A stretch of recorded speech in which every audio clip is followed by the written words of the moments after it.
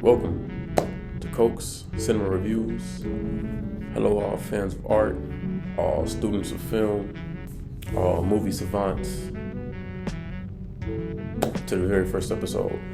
Today we got The Batman, starring Robert Pattinson. The very first thing I want to say before we get to anything with this movie is Robert Pattinson did what he needed to do as a Batman. And it's funny actually, because I remember when the movie first got announced and we found out it was going to be starring him, a few people were upset and were thinking he couldn't maybe handle that type of role.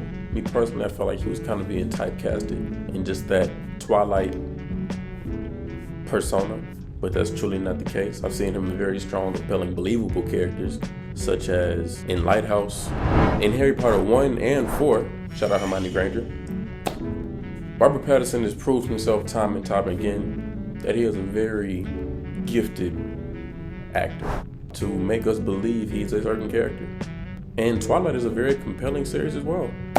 But getting to the trailer, I think DC does a great job, more than almost anybody in the business of film, at getting people excited to see a movie. Getting people to want to put butts in the seats. Getting people to bring their families out of their home on a school night. Because we need to see what's going on. I think this time was no different.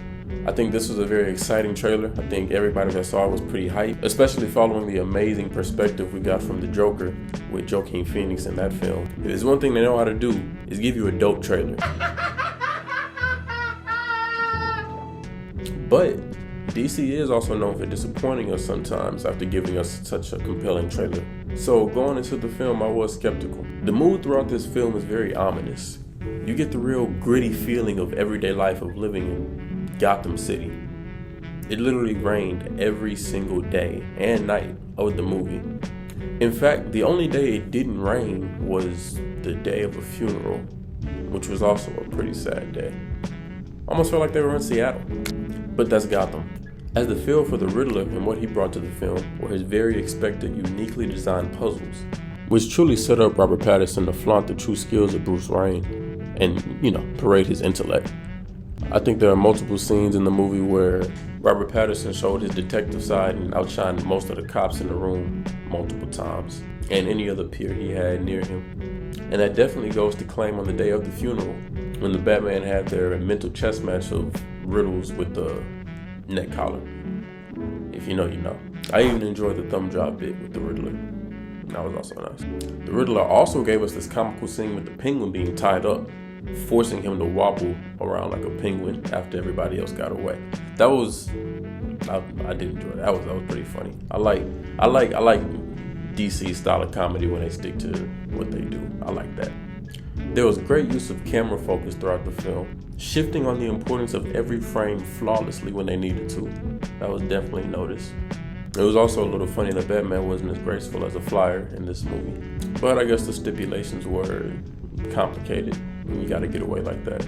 I don't know, maybe. I feel like they had a good tempo setting the atmosphere, no matter what the situation. Shout out to the director, Matt Reeves. Also had a pretty good soundtrack to back it. Oh, it was also a funny moment when Batman was investigating with his black friend cop. And they walk in the building and Batman's like, hey, no guns. And the cop looked at him like, I beg your pardon? Yeah, man, that's your thing. I'm coming in there strapped. Let's go. Come on, Batman, let's go. And it's not like he's walking in there with billionaire armor and a cloth of white privilege. I understood it. Catwoman. I believe Zoe Kravitz gave everything desired of a person playing the role of Catwoman. I even know people that are only coming to see this film just to watch 3 hours of her walk around.